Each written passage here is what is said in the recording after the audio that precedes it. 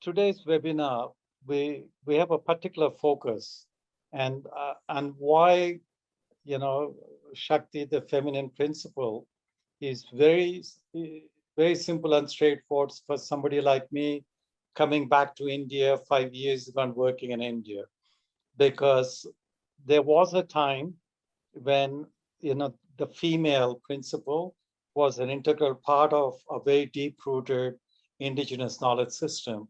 But now this has been decontextualized, for example, through objects and museums. So people have a beautiful sculpture. They say, you know, Yakshi, 11th century AD, stone, Mathura, whatever. Minimal caption, nothing, no context. There's a whole generation, or perhaps a generation or two, of Indians who go to museums who don't actually understand, what Shakti means, who don't understand what Yakshi means, or any of this. And so it's quite worrying that we've decontextualized, those objects from the living heritage, living cultures of reality. It is also it's been a challenge to bring the tangible and intangible heritage together. But the most important thing is that the legacies of colonialism and modernity still endure, not only in India, many parts of the countries where people are listening to and will listen to the recording, because this webinar, like all the others, is recorded and uploaded, and you'll find it on Anand's YouTube, but also our webpage. So culture is something living and dynamic. It's not frozen in time. And a good artist, an artist who is self-conscious, lives the difference as it evolves, that consciousness evolves.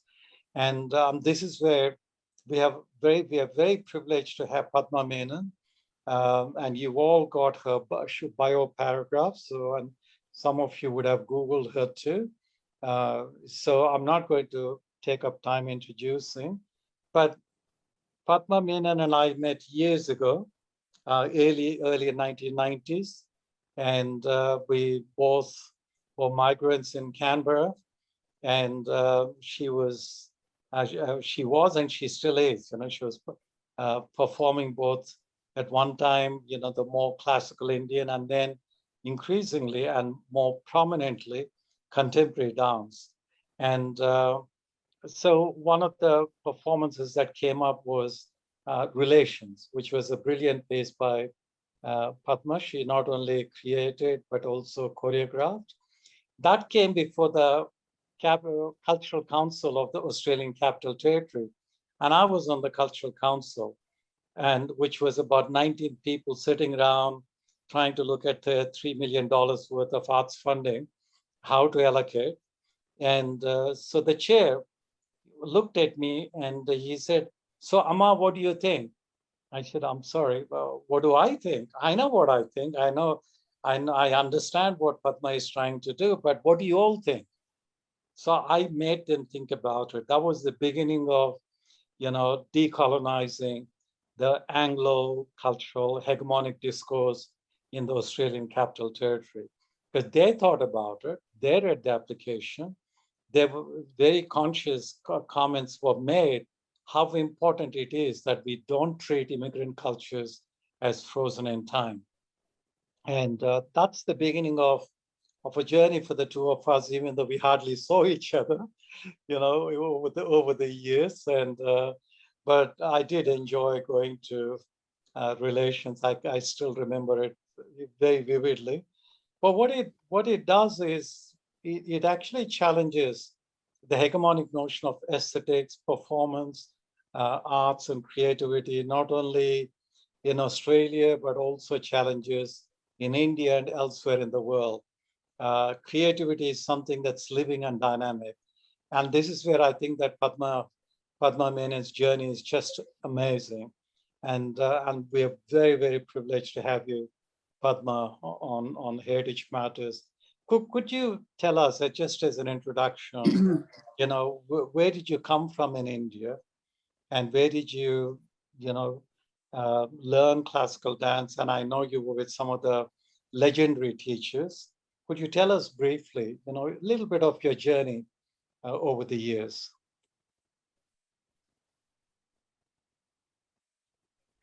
So Amar, thank you for having me. I am deeply honored.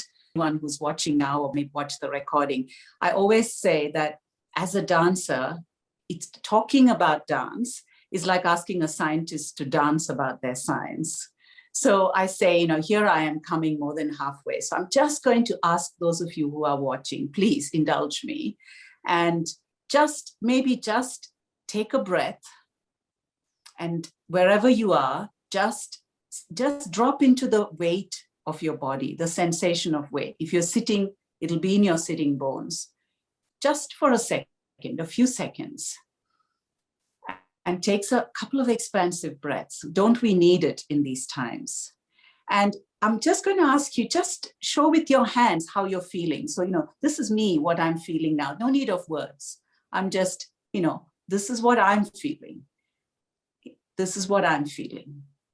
So here we are, body, sensation through the weight, and movement. The three things of the goddess tradition that is, that I practice. So thank you so much for indulging me. And the other thing, my invitation is, please, when you listen from the heart space, because in the dance tradition that I do, there is a word that we only experience that sensation, that deep sensation in the dance when we are sharing the heart space. It's called Sahrudaya in Sanskrit. So I also invite you, when you're listening to this, listen from the heart space, because I speak from the heart space. So hopefully we'll be together in the heart space in this discussion. So Amar, I went to one of the legendary gurus, Vempati, Satyam. In fact, my mother took me there when I was about probably 10 or 11. I was very young. And I think that kind of was that changed my life.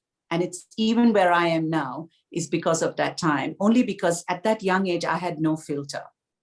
And here was this great guru who has this living lineage of a tradition, someone to whom dance was deity, was God, was divine. It was not that dance was about gods. Dance was about nothing. Dance was divine. And I know that, I also had, like everybody in India, my parents were very, it was important to them that I also had an academic school training. But he always used to ask me, he said, why do you need anything else? Dance is about, dance will tell you everything there is to know about life, about divinity, about reality. And I think because I was so young, I totally absorbed it as truth. And over the years, what happened is that for me, I was searching for that. Because, there's one thing that he said, but of course, the way in which we dance now, whether it's in India or overseas, it's very different. It's performance, it's on a stage, in a theater, there's the logistics of, funding, the capitalist stuff comes in there and all that.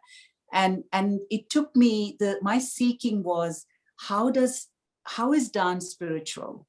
And for me, it was not the stories, it was not the content. And in saying this, I don't absolutely, no judgment at all on those who find the stories spiritual experiences. But for me, I didn't find it in the stories. So there was something I felt that was even in my guru, Vempati Satyam, I felt there was something intrinsic in the form. And so that was my quest. And after that, I moved into contemporary dance. And I have to say, contemporary Western dance is where I really started to get insights into how the body holds emotion and feeling without narrative. That non-linearity of embodied expression was the profound gift of contemporary dance to me. And then, the Laban analysis was another way of really looking at the dynamics of feeling in the body. How do we use weight? How do we use time? How do we use space? How do we use shape? And how does this create a language of the body that doesn't need any words? So the body is not illustrating a narrative. It is actually saying something that you cannot make into a narrative.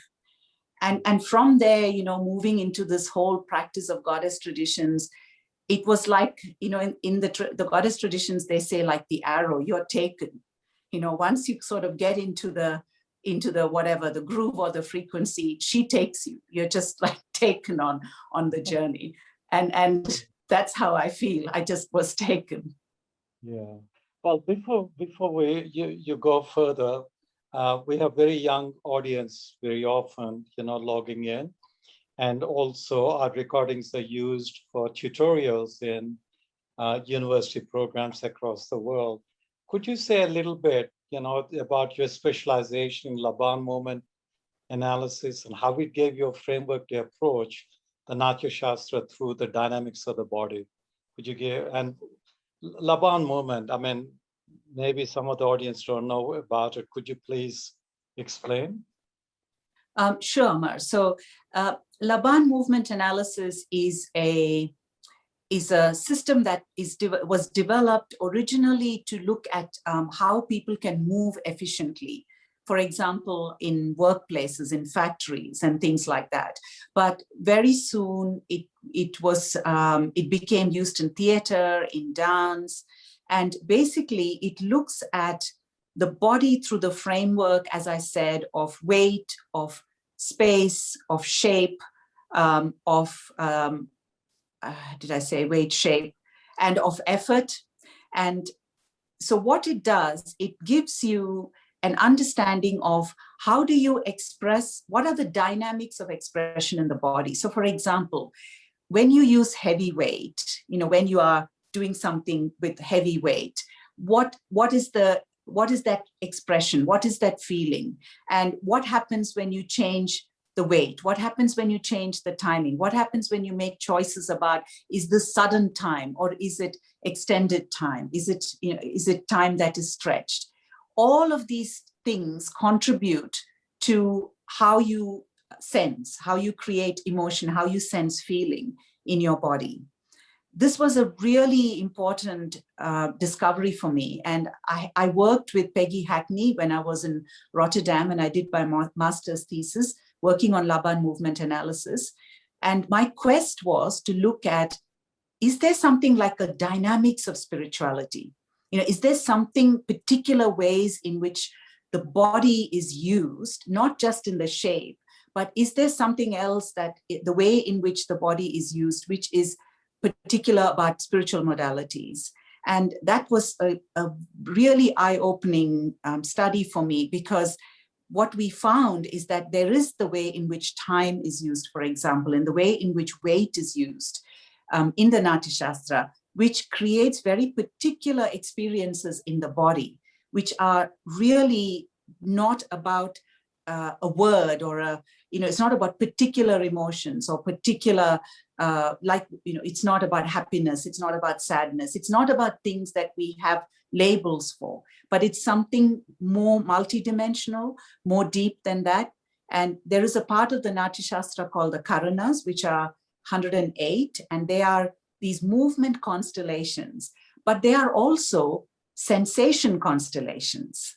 And when you really start understanding and feeling the dynamics of those movement constellations, you really know that they hold sensation. They hold sensation and feeling, which is what the Natya Shastra says, but it doesn't tell you what they are. It doesn't tell you this particular movement constellation holds anger, or it doesn't tell you that, because you can't label it.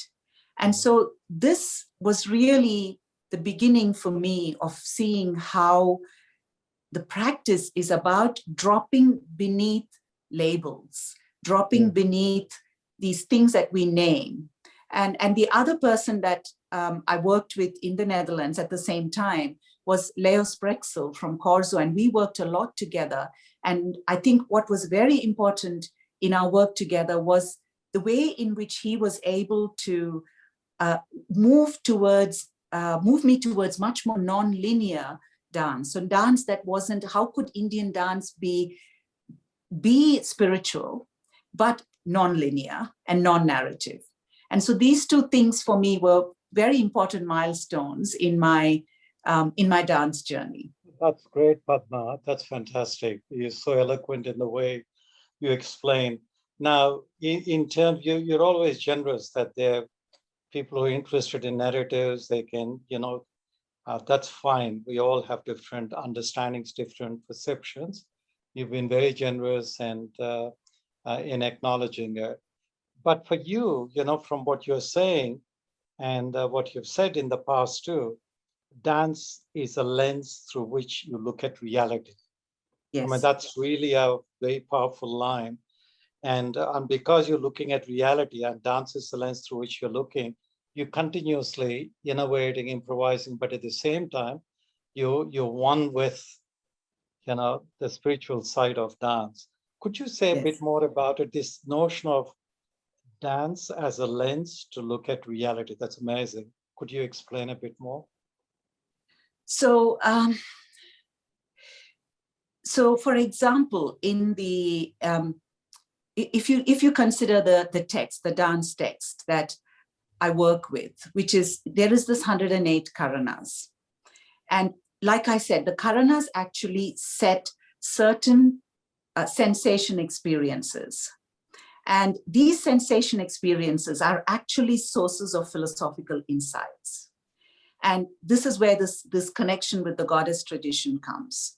So the goddess tradition, the Shakti principle, which comes from, the Prakriti, the earth, goddess traditions, they all come from, from the same river. And the heart of that was that the philosophy of life is something that comes out of your embodied inquiry. And the language of that inquiry has to be non-linear, because what the goddess tradition is that the mind, the mind which is masculine, is about the stories that we live in, the stories we have created, whether that is about man or woman or history or science or economics or anything, all the stories we have created, which are really coming out of the mind. And then deeper than that is the primordial kind of sensation. And these are English words, and they're very difficult words because they're very loaded. So today we think primordial means, primitive, uncivilized. Sadly, these we have to sort of, that's why I'm sort of verbalizing it, because we need to understand that we need to set aside these judgments. So the sensation is the whole of reality. And for example, in Sankhya philosophy, they talk about the gunas, which is the same thing. So reality is colored in sensation, or the essence of reality is sensation. And so when we drop down from the story into sensation, we come to the source of the nature of reality itself. So what these Karanas did and what the dance did was, through this non-linear language, it gave you a means of journeying from the mind, dropping down into this bigger reality, this bigger primordial sensation space. And it also then gave you a form to connect that to the mind. It was very generous. So it was never about, we need to run away from, it was not a choice. There was no duality. The invitation was that, can we act in this world? Can we be in this world drenched by the feelings, the sensuousness, the beauty of our sensations? And can we act in that way? Can we offer our action? I mean, the idea of offering is so important in dance, very much so. Dance is an offering, I think it's there in the first chapter of the Natya Shastra. But that offering from our depths, from that sensation. And so for me, there was no question that connection of dance, that trajectory towards the goddess philosophy, it was a very natural journey. And so that embrace of who we are as a human being. And I think that's why I love dance as a lens on reality, because it doesn't ask. You love dance, Padma. Sorry? But tell us what, I said, it's, of course you love dance with a passion, but what is it that led you to the goddess-led traditions, the Shakti goddess tradition, how was it revealed to you? And tell us a bit more about it, because this is the essence of what we're talking about today. So, Amar, I think the more I was working with dance, and I moved into much more contemplative practice of dance. So dance is an inquiry into reality, but through the body, through that intimate personal way. How the philosophical insights actually revealed to us through our own bodies. And the more I worked with women and the more I looked at the Natya Shastra, I began to realize that in the Natya Shastra itself, there's where the essence of what is nritta is actually feminine. So kaishiki is what they call in the Natya Shastra, and they say that this is for women.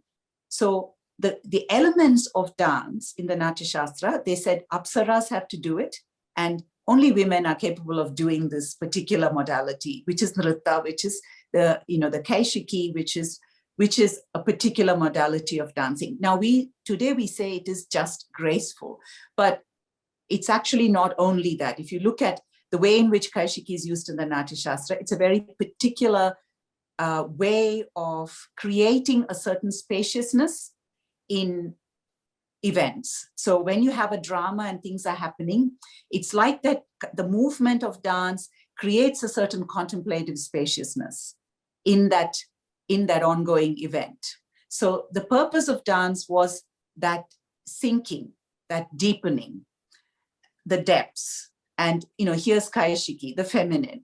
And then I also looked at a lot of goddess traditions from other cultures, like the Greek culture. And in fact, it was looking at some of those that really started me thinking and actually seeing how the structures of our dance, the way it's set out, the way that we prepare for the dancing, the kind of preparations we're asked to do. For example, coming into the Vira space, which is there in dance as well, which of course is there in a very different sense in the tantric practices too. But that sense of coming into that self that's playful, that's free, that's in abandon, that can be taken as a preparatory space. Now that is there in a lot of goddess traditions across the world. I also began to be really interested in some of the artifacts from the Indus, Harappa, that Mohenjo-daro period. And again, if you look at some of the goddess artifacts, and then you look at the way in which dance is set out in the Natya Shastra, the emphasis on the weight, dropping into the weight, the emphasis on the weight informing, initiating movement. So for example, in the Natya Shastra, they say it is the chari, which is the lower body, that initiates movement. Now the lower body is about weight. So, the weight coming from the depths, initiating movement. And when you do this, it's actually very transformative, Amar, because when I say it, it may seem meaningless, but when you start moving, you will see that it's not your mind dictating, but there's a very different kind of sensation coming from the weight, from the depths of your body. And in yoga, they talk about the lower chakras, informing the mind, informing the upper body, the mind, and the hands, which are actually, they say they're the dominant limbs of the mind. So we reverse that information flow. And this is what the goddess traditions were also inviting, very similar things, dropping into the depths. And for me, when I put all these things together, I really sense, feel, experience a connection. There is a connection. There is a way in which the dance has flowed from some of these traditions. There is a way in which some of these traditions are still there in the Natya Shastra, still being held in the Natya Shastra. But it all depends on the intent, Amar. And this is very important in the goddess tradition, is what is our intention? What is the intention with which we come to the practice? And that is when there is revelation or not, or revelation of a different kind. And that interplay between the state of being of a sadhaka or a seeker or a practitioner and the relationship of the text is always there in Indian culture, and here as well. In many ways, Padma, that's great, but in many ways, what you're saying is practice-based paradigm shift that you have been able to deal with both at a personal and at a performative level has been quite critical. A colleague of mine, in fact, it's our research committee, we were debating this whole question of practice-based research, practice-based understanding. And I think when you refer to the lower weight of the body and the movement and everything, you hammered the point home in many ways. Let me ask you a question, because I'm also like you, so you have a Indo-Dutch Australian experience, and I have an Indo-Danish Australian experience. To what extent, after you left India, of course, India is so culturally, linguistically diverse, you can live it many times within India and experience other cultures. But by removing yourself from India, has that helped you to reflect on some of these aspects, being a little bit at a distance? Because I can tell you all the international cultural policy work I do, I learned in India. I was born, brought up, educated in India. But it was when I was removed from India, when I moved away from India, then I actually understood India much better in many ways. Could you tell me about your experience? That's a really important question, Amar, because it comes to this thing of othering, which actually is a very essential element of the goddess practice. The othering is the doorway. And that's why women were the custodians, because women have been othered for forever. And the goddess practice space itself was the other space. It was always outside of settlements, in the mountain, in the womb of the mountain. And later on, you can see that in Kali, the cemetery being, it's always about this other space. It's not the space within the story. But so the othering was for me in many ways, my personally itself, I've had experiences of othering when I made decisions which were different to what the conventions were at the time in India in the late 1980s. So that would created an othering from the community, family. Then of course moving was another process. Of course it's an othering. So I came to Australia, and there was a way in which, you would know this, you're a woman and a person of color, and that's already an othering. And there's multiple. Then I go to the Netherlands, and there's a different kind of othering there, or maybe, different intensity of othering. And then as a woman, anyway, there is this othering. I mean, women everywhere, universally. I haven't met a single woman in my life, and I've worked in different places, who hasn't told me about their experience of being othered. So here we are in this patriarchal paradigm, which is what we call today, but it's a paradigm that's been around for thousands of years. And the woman is the other, lesser than, and the aspiration of the woman is to be the same as, to be equal to the same as. So I think the othering has absolutely been a very important space of turning to the goddess. And the power, I can't tell you, Amar, the power of how that othering really connects with the goddess tradition. I mean, it's such an intimate, loving invitation from the goddess. The minute you kind of sit in your othering, the goddess is like there, and she's there saying, turn around and face me. Whenever I work with women, this is always what they say when they start working with Kali. I work a lot with women individually. And when they work with Kali together, this call of Kali is always, turn around and face me, girl. So it's this othering has absolutely been really an important, a delicious experience for me. And I think that's, the goddess appearing in my life, and for me to find the power of the practice, it's been I think it's been inevitable in a way. Padma, one of the things that you really expressed so well is that reflexivity is critical.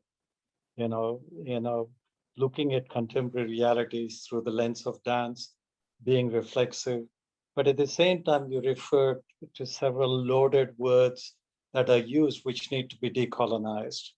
But that includes that very feminine, essence that was transformed into a patriarchal discourse that we need to interrogate, we need to I don't know what you would say.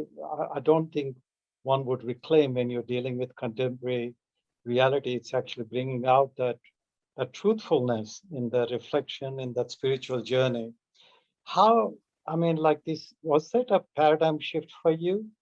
Try this othering, this reflection, from the kind of patriarchy in which, you and I, both of us, irrespective of, our gender, we've been brought up in that patriarchy. I've been brought up in an area where Ardhanarishvara was quite a prominent, deity.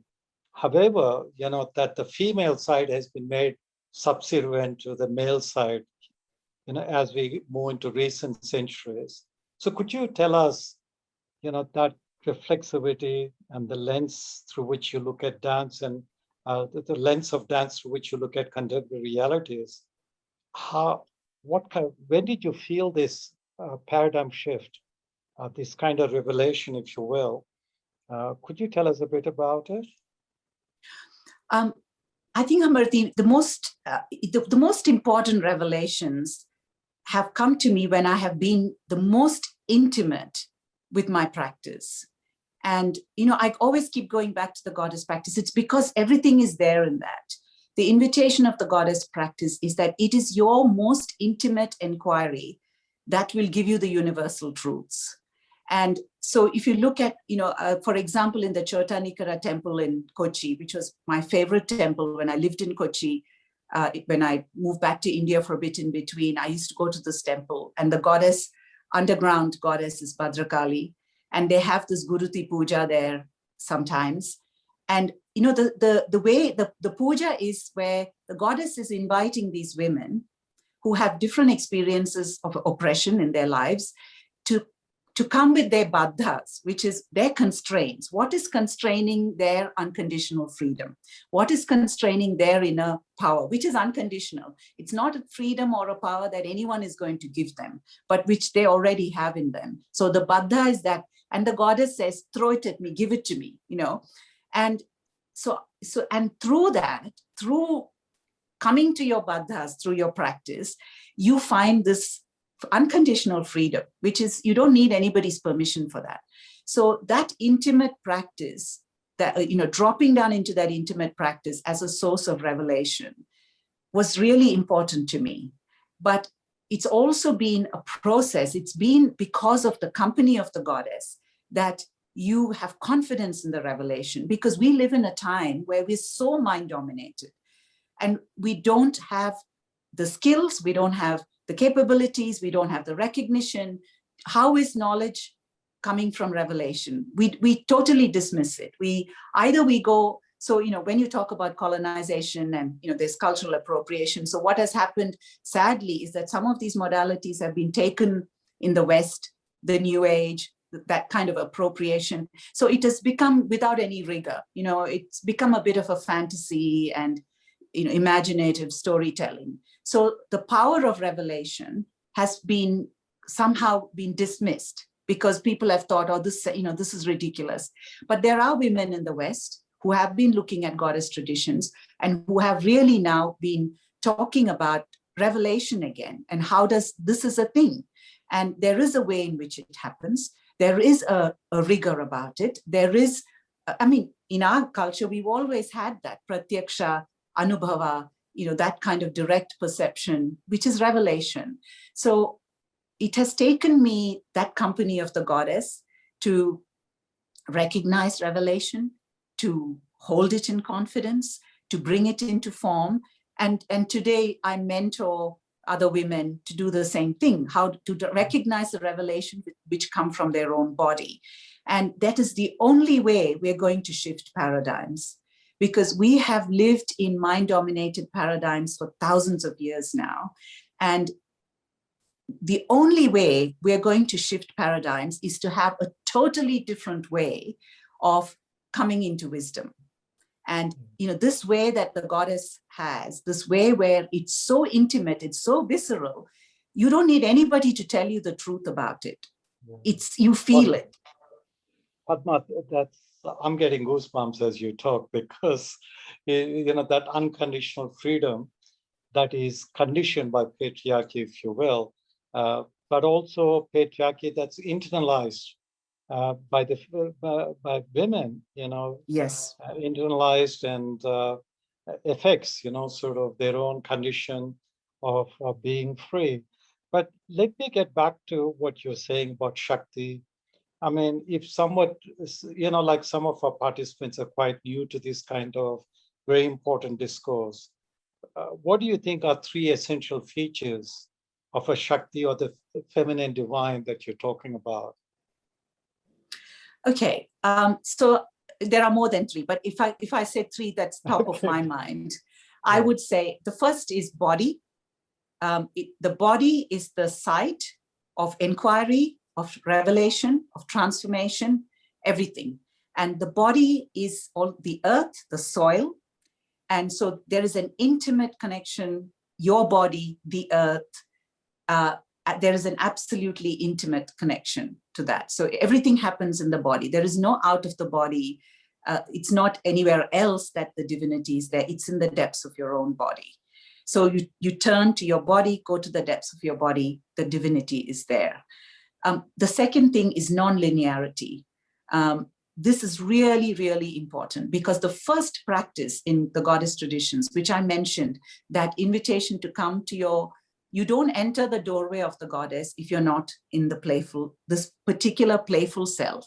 Now, the playful self is also ferocious because for some of the examples that are there are like Maruts, the Marutas in the Rig Veda, or in the ancient, more earth goddess traditions, you have the Skanda or the Murugan as the Kshetrapala, which is this is the doorway you need to cross before you enter the goddess's domain. And that doorway is the invitation to come without a past. The youth, which means not that you're just young in years, but don't bring your stories, don't bring the past, don't bring anything. Leave all your costumes and just come here. And come here ferocious, don't come passively, ferociously come here with intoxication, which means you're ready to be, you're in abandon, you're in abandon, and you're ready to be taken. So, the symbol of the spear or the arrow in many traditions, that sense of being taken by the goddess. So this coming here, that particular space of coming there, so that would be that non-linearity, holding all these things without time. That's non-linear. And the third thing that I would say is that it is intimately personal. It is your inquiry.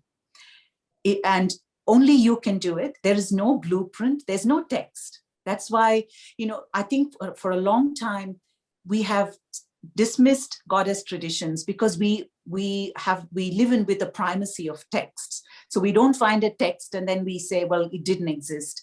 But it's the practice. These were embodied practices. And everything comes, there is no blueprint or template. Somebody will facilitate, hold the practice space with you. But your inquiry, your revelation is entirely for you. Let me give an example, Amar, because it can seem very abstract. So one of the women I work with, she's working with this particular aspect of the goddess called Dhumavati. Some of you may know, she's one of the Dashamahavidyas, and Dhumavati is the practice of the goddess as someone who is quite old, ancient. But anyways, she's practicing that with me. And one aspect of Dhumavati is this particular goddess called Jaishta. Now, we have a very bad opinion of Jaishta today. We think she creates quarrels amongst family, close relations. So people don't want her anywhere. But Jaishta is actually an inquiry into the nature of our very intimate relationships in family, with siblings, with our children. Now, the quarrel aspect is probably what comes when we start inquiring deeply. So I don't think we can blame Jaishta for that. But anyway, Jaishta was something that came up for her as a practice. And when she did it, she actually said to me that what her revelation is that the nature of attachment, that sensation of attachment, has nothing to do with the changing external circumstances. That was important for her. I could not have told her that Neither did she know that when she came into the practice. But that particular insight about the fact that attachment, you don't shift attachment or the sensation of attachment is not just about changing what's outside, was a really important thing for her. So that's the nature of revelation, but it is intensely personal, but it is also something about the nature of reality at the same time. So I think those are the, if I say 3 top things. No, that's wonderful. I mean, if you might want to take a minute's break and have a drink of water. You've been, sorry, I've been continuously asked, and you're so passionate about it. Wonderful. And the clarity with which you speak, the eloquence with which you speak, are going to make a huge difference, in the recording for people going to listen across the world and use the recording for their tutorials. I mean, there are people who are familiar with the LMA in the audience. Professor Parul Shah from Delhi University. She's one of our participants, and she's also researched on that. So it's good to know that, that there are people. Next time you're in India, I'll introduce you to Professor Parul Shah, who's an amazing woman who's doing wonderful work. But I'd be honored to meet. Yeah. First to the audience, while you have a drink of water, that please, if you have any questions, I know I've got a couple on my WhatsApp, but please, you can also post them on the Q&A box on your screen. Keep your questions very short and simple and straightforward to Padma. And we would really appreciate that, because very soon we'll be looking at the questions that you're sharing with us.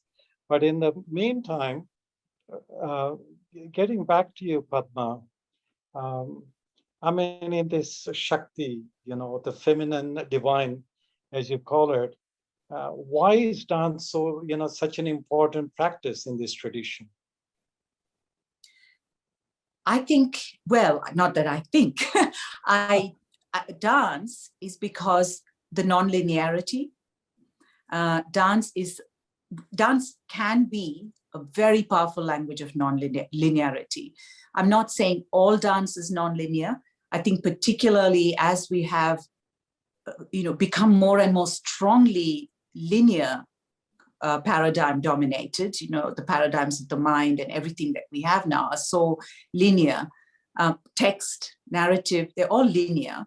So dance has also in many ways been conquered by these paradigms. But dance is really a language that is capable of, in my experience, of the most powerful non-linearity. The level to which dance can be non-linear is something that I think is very unique. The other aspect of dance is that when you have revelation, the thing is that, so you go through the practice and you have these revelations which firstly emerge as sensations, and then you bring them into Karanas, which I mentioned Karanas before. Karanas are movement constellations that hold, are you there, Amar?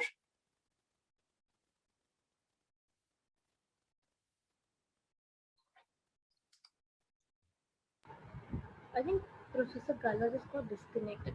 He'll be joining back. Okay.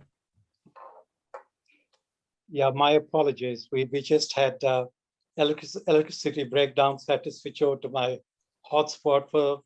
I think for the audience, we just had a horrific cyclone here in Gujarat, and they're still trying to fix the power lines. So my apologies for disappearing momentarily there. So over to you, Padma. You were speaking. Yeah. Yeah. So so when you have these revelations, because we live in the mind-dominated world, it needs to move into form. Otherwise, the mind doesn't actually receive that information. It doesn't actually transform us, the mind. So that coming into form of sensation into dance. So, we move through dance into sensation, and then from sensation back into form, but you still need a language that is able to hold that without coming into words and the stories and everything immediately, into linearity. So in a way, we're kind of training the mind, or we're drenching the mind is what I like to call it, with non-linearity. We're just seducing the mind with non-linearity. The mind loves pleasure. And so here's the other power of dance is in Sankhya and in many of the very more ancient philosophical views, karma, or our love of pleasure, is the most powerful drive in human beings. In fact, they say it's more powerful than the intellect and the mind. And what dance says is you don't need to move away from desire, because that's going to be a fallacy. It's never possible to move from desire. But what we're going to do is to use desire, transform desire into this experience of expansion, into this experience of spirituality, consciousness, expansion, whatever it is. And that way, the mind doesn't have to be, brutalized is the word I think sometimes J. Krishnamurti uses. We don't brutalize the mind, because it's not about brutalizing anything. We seduce the mind into being non-linear and into coming into this expansive space. So you talk about non-linear, which you eloquently explain, but you also talk about non-duality. And I mean, in heritage matters, one of the challenges we face is that in India, for example, I'm not saying other countries haven't, like Australia did the same thing. It's only now respecting and honoring, the Aboriginal indigenous knowledge systems. We're looking at the non-duality of nature culture. In India, it's been internalized lock, stock, barrel by the heritage sector. This is nature, this is culture, something introduced more during the colonial times, through the Judeo-Christian traditions. But when you talk about non-duality, that Prakriti, Purusha, and you started out by saying, think of your weight, be grounded, if you will, the lower part grounded. That's with Prakriti, that's with Mother Earth, right? And so can you tell us a little bit more about the non-duality, that, non-linearity, we understand, you beautifully explained, but about non-duality. So in the ancient goddess traditions, the mind, Purusha, the masculine, is within sensation, primordiality, so it's not separate to, but it is within. So the inquiry into the sensation, the feminine, actually includes the mind. It's not that you are throwing the mind away, or it's not something good, something bad. In fact, it is only an expansion. It is actually saying, this is you will find out about the source of the mind. Where does the mind come from? Where do the narratives of the mind come from? What is the nature of the mind? And again, when I work with women, that's what they start talking to me about. They start talking to me about, and this is, all these things I'm saying, it's not theory. It's not just conceptual. These are things that happen when I practice with women, that women start to say, I see how many, especially when we go into non-linearity, women will start to say, I can see how my mind is, I can feel how my mind is working now. For example, there is a woman I work with, and there is this particular practice of the crow in dance, which is really interesting, the physicality of the crow. If you do the physicality of the crow meanders. It's called avyakta pada, which is, it sort of meanders around. And yet it's very present. It's wonderful to watch them. I've spent hours watching them. They look like they're roaming, but they're very sharp and they're very present. And this is that nonlinear experience. And when I was practicing that with this particular woman, she actually said to me that in the practice, she began to feel how her mind was so linear. So we know about the nature of the mind through this practice. So the mind is within this, within the feminine space. But what happened eventually is that these started to become, the Purusha, the mind, the intellect, that individuated consciousness became consciousness. So the Purusha suddenly started to become the main thing, And then the Prakriti became secondary. Then suddenly Prakriti became, this is about the earth, it's material, it is the lesser, and this is the more abstract, the conceptual, the consciousness. So it's amazing, this shift. And then it became Shakti, and then it became, Shakti, Shiva duality. So, Shakti, and we still are uneasy about it, because we say sometimes that Shakti is more powerful than Shiva. Other times we'll say, no, Shiva is more powerful than, there are stories about both things. And I think it's the power of the goddess that we still have in India, this unease about this Shakti Shiva duality. At least when I was there, when I feel it, I feel like all these stories about, there is a certain unease about it. And I think that is because of the power of this goddess, that she says, it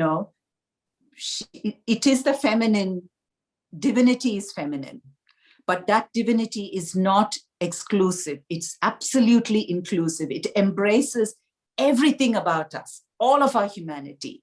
So the masculine in all of us is the mind, is the drive towards the story, the drive towards separation. And the feminine in all of us is the sensation, the primordiality. Yeah, fantastic, Padma. I think there's a kind of creative tension in all of this. And, but I'll just ask one more question, and then we'll take questions from the audience. And to the audience, please very succinctly, type in your question in the Q&A box. We would really appreciate it. Padma, the whole notion of revelation, having lived in Denmark before moving back to India, the Danes are constantly going on about knowledge production, how is knowledge produced? But here you're talking about revelation as the source of knowledge, which I think is really, it's like the Danes would love this, because we do have some Danish participants. So revelation as a source of knowledge, could you say a little bit more about it, please? And then we'll take questions from the audience. So in Indian practice, in different ways, there has been this importance of revelation, that the revelation, which really the central kind of practice has been that it is direct perception.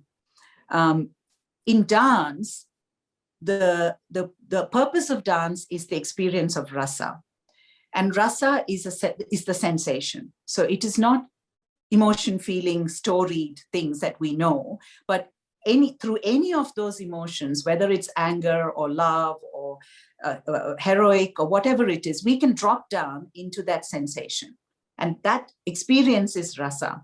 And actually it says, one of the great commentators on the Natya Shastra, which was Abhinava Gupta, he actually said that rasa cannot be a passive experience. So rasa is an active experience. So it's not just the performer, but people watching it are participating in the rasa experience, because it has to reveal within them something.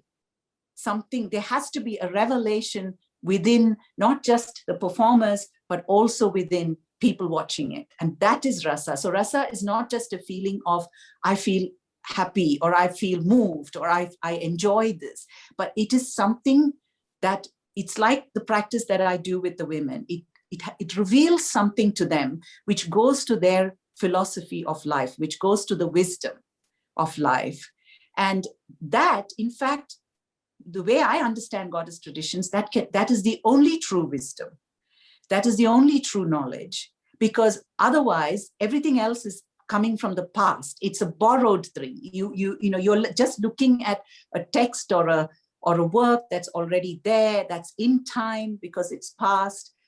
I'm again referring to J. Krishnamurti, where he said, we are secondhand people, or something like that, which I thought was this beautiful, incredible way of putting it, that if we are just going with what's already there, it's not our lived experience. And it's only when it comes viscerally from our body as a revelation, then it's truth, it's knowledge, it's wisdom, and it's rasa, the rasa anubhava. Yeah. Padma, one more question before I switch over to the audience, because you talked about rasa. And ever since I've learned a little bit about the 9 rasas, one of the most misunderstood rasa is the Sringara rasa, often translated as erotic love. And whether it's, theater, music, dance, poetry, you name it. And how does one reclaim, the Sringara rasa through the, feminine divine without this kind of misconstruing in contemporary times? So, Amar, when you asked me about the attributes of the goddess, if I had more than 3, I would have said sensuous. I would have said sensuousness. So the goddess is someone, even in very ancient traditions, someone with many lovers. And again, there have been English words used which come with this weight of judgment and things. But the earth is the goddess with many lovers. So we approach her as we would a lover. And this is where, this is what I said about the othering. This is not about a practice about how to live in a domestic sphere better, how to live in, how to practice, governing better. This is a practice that is saying, you come out of these stories and look at where all these stories come from. So the practice wasn't about that sphere. So here, the sensuousness, that kind of, the celebration of sensuality and sensuousness is absolutely essential in the goddess practice. And so Sringara, which by the way, is what is said to be the most important rasa in dance as well. And here's another connection with all these goddess practices. It is the most important rasa. The Natya Shastra spends the most amount of time talking, explaining, and telling us about this rasa.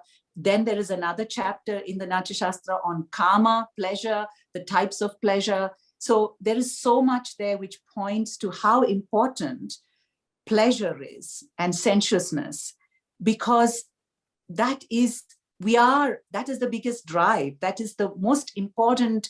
If we talk about the primordiality of nature, what is suggested is that pleasure is one of the most powerful essences of reality. And if we don't inquire into pleasure, if we don't know it, and by know it, I mean really know the sensation of it, and there is no inquiry into it, we don't know reality. So this fear of pleasure, the fear of sensuousness, the way in which we have it made it very mundane and almost comical and ridiculous at times, I just feel like it's such a loss. It's such a loss, because it's one of the most powerful ways of experiencing the goddess is through this the sensuousness, is through her sensuousness and our sensuousness. Yeah, thanks, Padma. I'm looking at the questions and comments, both on my WhatsApp as well as Q&A box. There's a question from Sampriti Malladi, but also concern from Charles Porter. I'll go with the question first. Sampriti says she's a dancer and also an architect. Could you share a little bit about the concept of pindis and their performance in Purvanga of the NS and Natya Shastra, I guess? And I'm not good with acronyms. I'm a dancer, she says, and an architect working on the connection between dance and space. And I find the presence of female dancers performing pindis, in the rites, NS rites, very integral to the idea of space production. So she's asking for your, reflection on this, on the concept of pindis. So thank you for the question. So pindis, the way I understand it, is in some ways it's very similar. So there are 2 different ways in which, as far as I remember, pindis are used. One is that they're used as a symbolic physicality of deities. So for example, this is the linga for Shiva, that's a pindi. Or if you have associated, like peacock associated with a particular deity, so the pindi of the peacock will then sort of connect us to the deity. So that's one way. Then there is, I think what she's talking about is where they talk about different group formations as pindis, where there's, there's a singular person, and I think there's two, and then there's more of a group, and there's a certain movement that is described in these pindis, which one of them could be even a spiral or an unraveling spiral. And I can't speak to what that says about spatial use, but in terms of, it does suggest to me things in terms of the movement, because it also ties in with some of the movements in the Karanas around spirals and circularity, which again is that non-linear experience. So as I'm talking, I'm thinking perhaps there is a way in which it creates a spatial non-linearity through the pindis. And I even wonder whether, the great choreographer Chandralekha, I seem to remember maybe some of her works have been inspired by this discussion of pindis in the Natya Shastra. It's not that I've heard her say that so, but just from memory, I just think maybe that you can see some of that in her work. So maybe there's something around that creating that non-linearity in space that these pindis actually enable. It's an interesting thing. I haven't thought about it in that way, but yeah, it's interesting. Thank you for the question. Yeah, thank you for the answer too. And well, here is a concern from Charles Porter. I'll read it out. Talking about patriarchy, linearity, working with lots of women, it feels like we are appropriating Shakti as a female or even feminist force. I'm a man, but a creational consciousness force or Shakti. I'm a bit worried about the bringing of the ubiquitous dominant lens of postmodern political cultural theory to this subject and appropriating the divine goddess in terms of identity group theory. Do you want to, I mean, it's a comment, there's nothing to answer, but if you want to say anything, you please do. Thank you, Charles, for that question. And there's a couple of things I want to say about that. And one is that absolutely, I hear you. And the goddess is never been about exclusion. And I think I said that several times.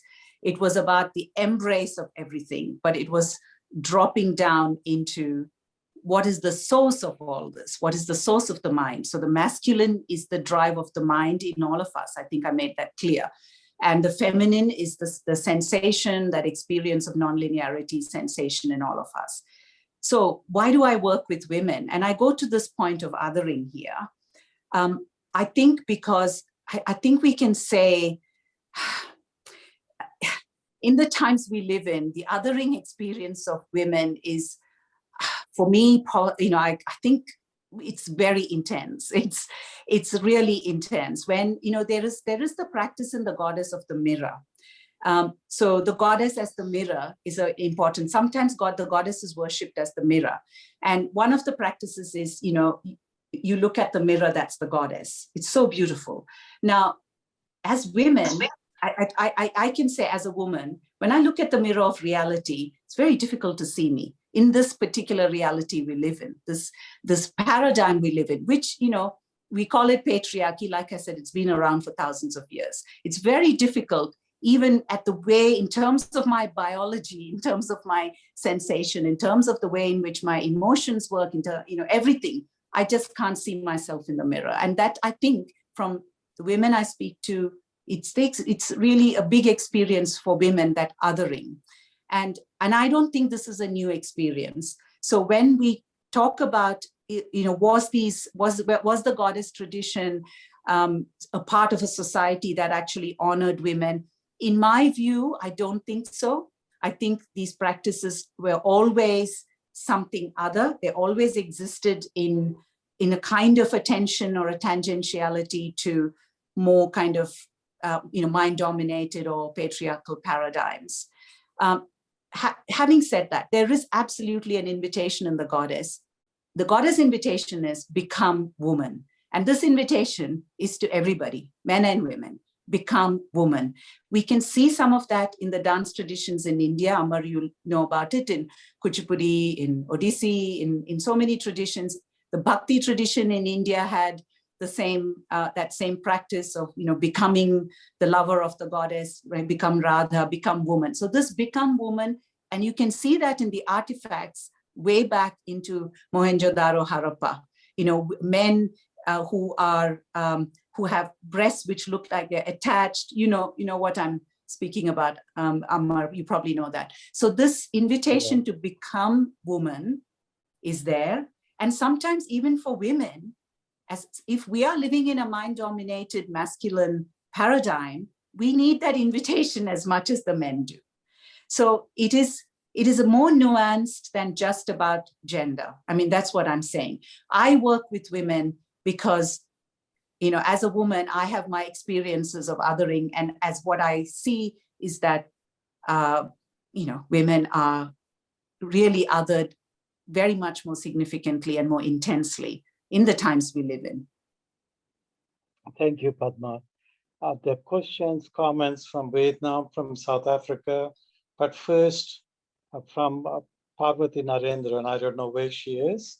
She says, hi, Padma, can I ask you how you connect the Shakti narrative with other concepts or forms of divinity in dance? That's my cousin. Hello, Praveen Shetty. So other divinities. So the Shakti is the source of everything. So if you consider the feminine is divine and is the source of everything, then the goddess includes and in fact, I think it was in Adi Shankara's Kalika Ashtakam, he says something, same thing. I think it was in Kalika Ashtakam, where he says, the goddess is the source of everybody. The goddess is the source of all the other gods. He says that himself. So everything comes from that source. So she is the source of everything else. And so just as we are more comfortable with saying, it's interesting that we're comfortable with saying that the goddess comes out of the minds of the male gods. But in the goddess tradition, everybody comes from her. So I feel quite comfortable with the notion that everything comes from her, from this feminine divine. Thank you. Here is a question from Chung Pham from the Vietnam Academy of Social Sciences. Xin chào Pham, chào buổi tối, xin cảm ơn. So the question is that he's from the Vietnam Academy of Social Sciences. Would you help me? He's very politely asking, would you help me to make it more clear about the relationship of Shaktism and within the context of Brahmanism? How are they interacting? How are they connected? That's the question. Wow, that's a big loaded question. And I'm not going to assume scholarship on this. I have looked at it, I have read it, I've experienced it as well in India. There is an embodied experience of this. So I'm going to offer this with saying that there are great scholars who've worked on this for a very long time. But I'm offering my insights as a practitioner, as someone with embodied experience. As far as I see, I think that the ancient goddess practices, the Shaktism that we call it now, there's always been a tension between that and the more text-based intellectual traditions, which really located the spiritual not really within the body. So the body as a site, the body was something, and especially things like pleasure, sensuousness, body, this was really problematic for the more Vedantic traditions. And I think there's been a long-standing tension and interplay between the more Vedantic or Brahmanical trajectory in Indian philosophy, and the more body-based, practice-based, I would say aesthetic practices. And there has also been a certain dismissal because, it was thought that because this was not intellectual, it was not text-based, that there have been times where they have been dismissed as being atheist, as being hedonistic. There have been, things that have come out of it which present this as something that didn't have God, didn't have anything spiritual, was very much about, eat, drink, and be merry kind of philosophy. And then, then you have, of course, what Tantra and how that brought Shaktism into, for me, as a woman, when I look at, Tantra from about the medieval times to now, yes, it centralizes goddess. Yes, it centralizes Shakti. Yes, it talks about the importance of women. But I experience it, when I know about it, as a practice for men. It's about men instrumentalizing Shakti or worshipping Shakti or however it is, but to gain power or to gain something, to gain, a revelation or power. But for me as a woman, I feel that kind of Tantra is not a woman-led practice. So there's been, so that whole tantric practice has also had its tensions with Vedanta. There's, it's been something that has really not fitted into the Vedantic idea of philosophy. So I think the tension is ongoing. The tension between that the divine feminine, the Shakti-based practice, which is centered on the body, the woman's body, earth, not textual, practice, embodied. And I actually think from everything that I have known, it's in some of the communities in villages, that there are women that still continue these practices, and it's really magical. And some traditional practices, I know Kerala because that's where I come from, but I'm sure there must be there in other parts of the country. But some of these very old traditional practices still maintain that kind of, that's those Shakti-based embodied rituals and dances and practices. Yeah, well, you mentioned about villages and what you saw. So we have a question from a village in Rajasthan from Giselle Devidasi. She says, Namaskar to you from Rajasthan. How can there be more? How can there be more inclusiveness for somatic arts within existing ancient goddess temples in India, for example, for revelationary embodied movement practices, offerings? Is this a global bhakti resurgence of recreating the role of dance as devotion? Oh, this is music to my ears. Thank you so much for the question. It moves me to tears, that question, because I can't tell you how much I wish for that. I think just reclaiming, I know, Amar, you were talking about the word reclaiming, but I'm using it now. But, it's reclaiming because it is like that. It's, the dance has this power of that beautiful, and the thing about devotion is that it's feelingful. It's not, it brings the heart into things. And even in the Gita, we sometimes in Bhagavad Gita, we divide it all up and we think, this is karma yoga, bhakti yoga, but actually it's all together. Karma yoga, bhakti yoga, you need bhakti for anything else. You have to come to it with the heart and with the feeling. And so dance is such a, to bring dance into that space of devotion, which is necessary for revelation. And this is, you put it so beautifully. I can't thank you enough.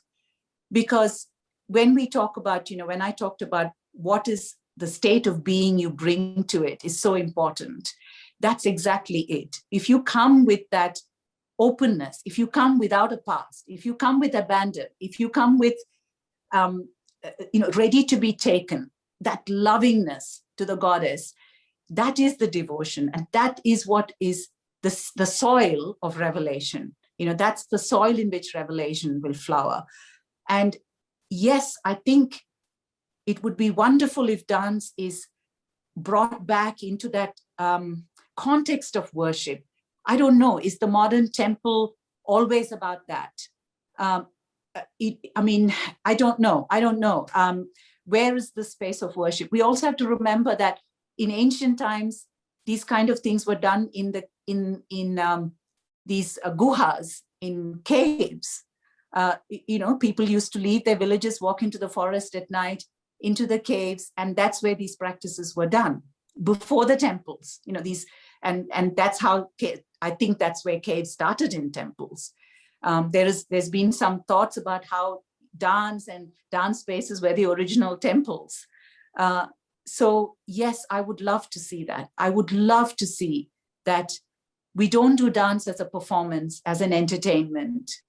That absolutely dance has a role, to be a creative performance. I'm not saying, when I say these things, I'm speaking from the goddess perspective that multiplicity is wonderful, amazing. Let's have all of it.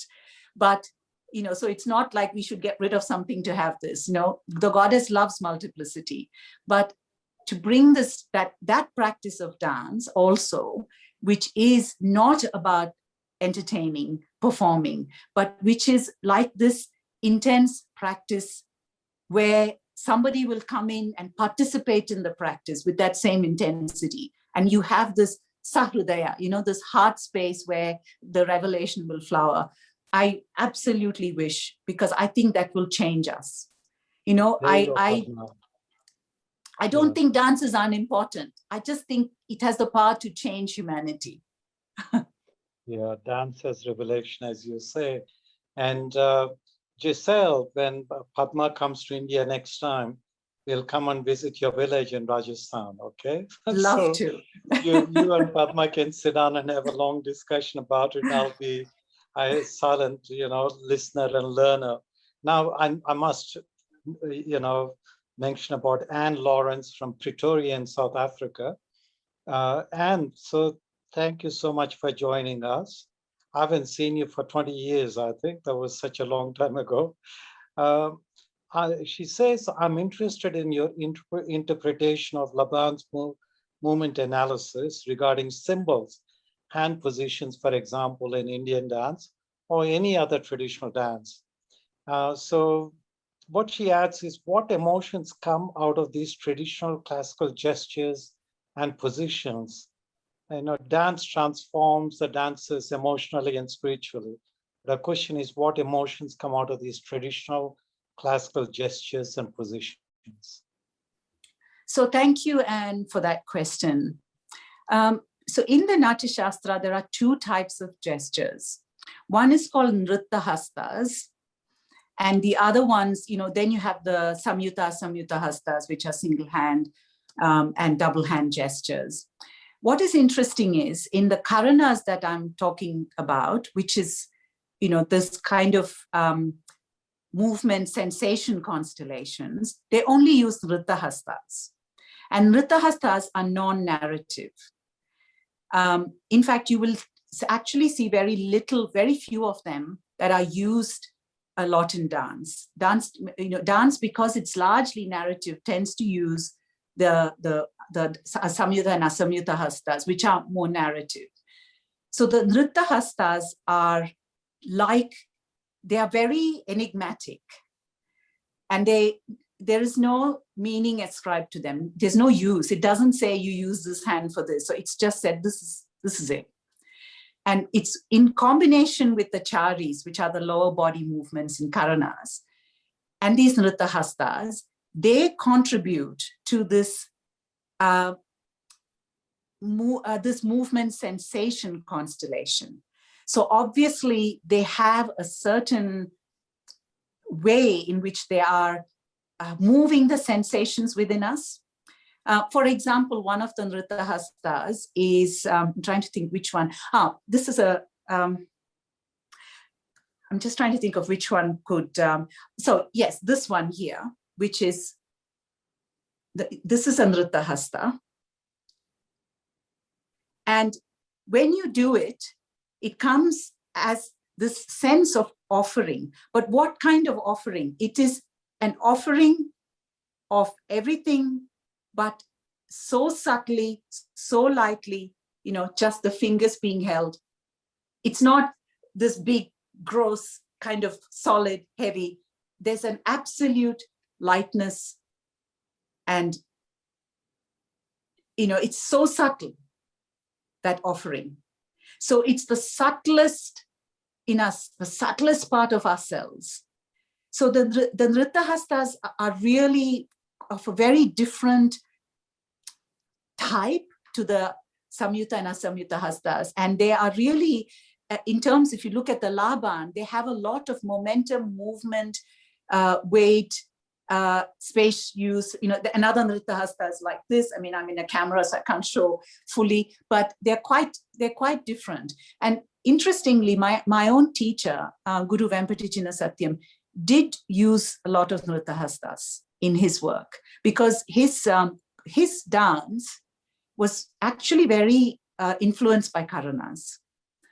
So there was something about him that he really had this intensely non-linear discourse in his body, embodied discourse in his body. Even though, he was not a person who was given to scholarly discourse. I mean, those who know him will know that. But everything, the depth of knowledge that he held in his body was incredible. And so, yes, so it's, he did draw on that much more enigmatic uses of the body. Thanks, Padma. We're running out of time, and there's a lot of questions, comments coming on my WhatsApp number too.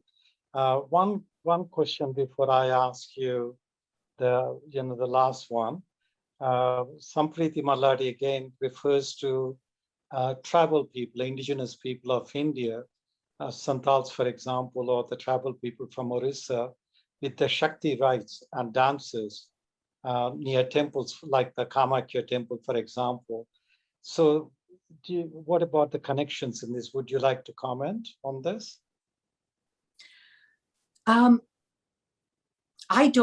Yes, I do know about them, but I don't know enough about the dances. So yes, so I don't know if some of the Karana vocabulary would in some way have some connections. I do see there is sometimes some, for example, I'm more familiar with the dances that happen in the Kerala temples, the Velichapada, for example.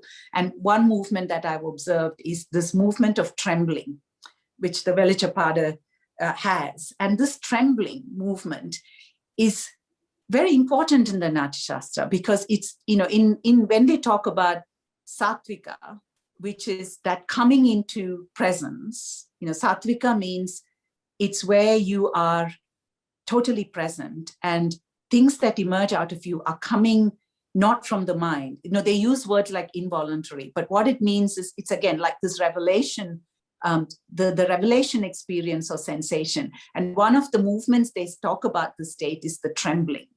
So I have noticed how many of these dances use this trembling, and the trembling coming from the chari, it's very different. I mean, I'm doing upper body now because you can't see me in the camera if I do the chari, but actually comes from the chari, and that's a very different kind of trembling. So I think there must be some ways in which the physicality would connect, because the reality is the same. We can't say there's one reality and then there's another reality for another culture, another people. So if we are traveling towards the same essence, then there must be some ways in which, we are using the same or coming to the same elements. And this is something, like I said before, I found when you look at goddess traditions across the world, is you do come to some similar elements from the Indian tradition and from other traditions. So yes, I think there could be, but I don't know enough. We've run out of time, but I can't leave this one question now, which I've just noticed. This is a professor of medicine from Uttar Pradesh, Professor Dhanuka Thakur. He really appreciates the way you explain things. He also says that dance therapy is used in some sometimes as a behavioral therapy, but it's more than the body. It's the mind, sort of that needs to be taken into consideration. But his question is this: he wants a bit more clarity about othering. When he says that most demigods, again, Padma, I'm repeating this deliberately, most demigods have a powerful consort. So when demigods have a powerful consort, how does the other end? He wants a little bit of clarity about her.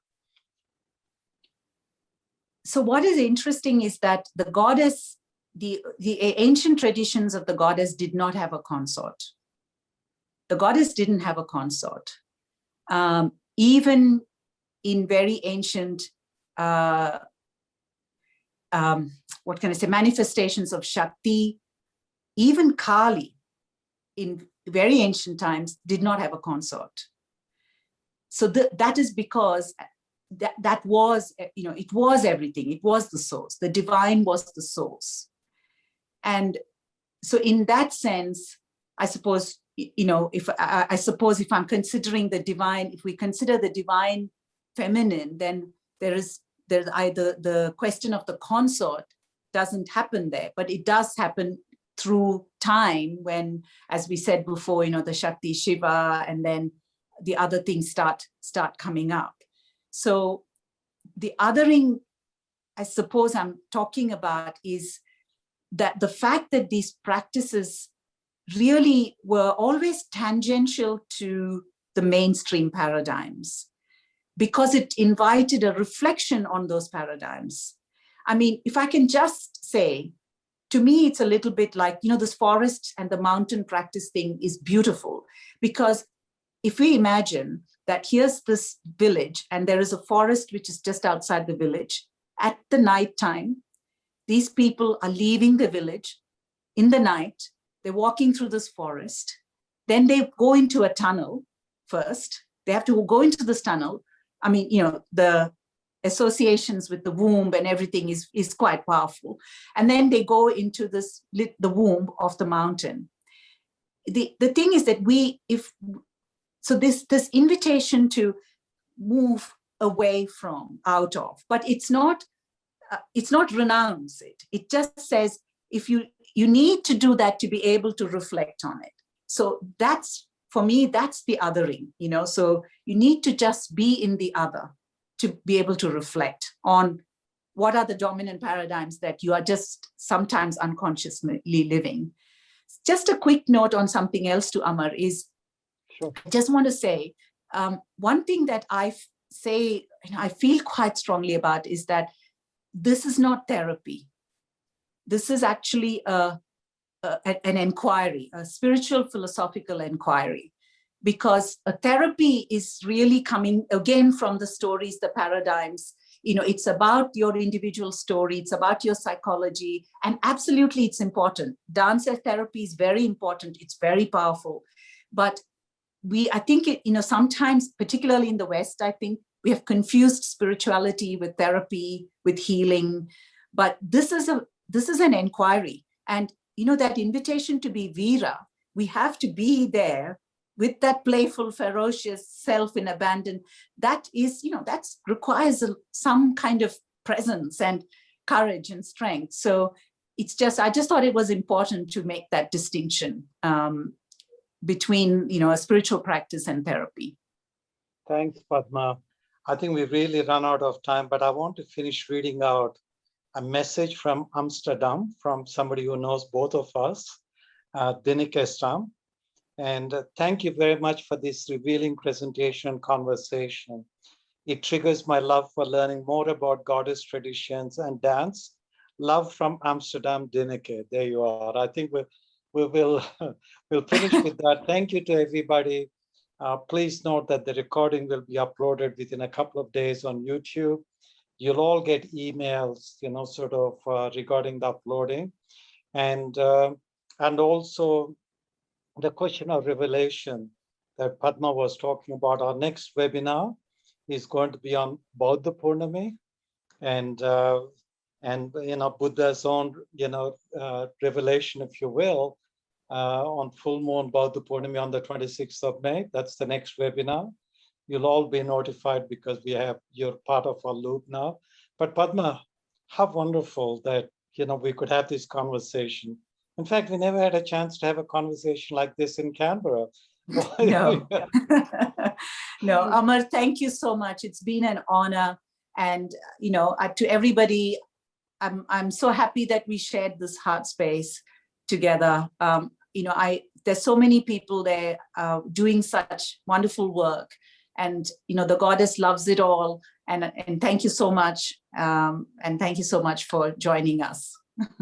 Thank you, Padma. We love you all of us, we love you too. So keep doing the amazing work. And next time, whether you're in Amsterdam, whether you're in India, South Africa, Vietnam, wherever, if I happen to be there, let's organize a conversation with maybe a blended audience, if you will. But I know it's getting late for you. We really appreciate your spending time with us. Thank you very much, and we'll keep in touch. Thanks, Padma.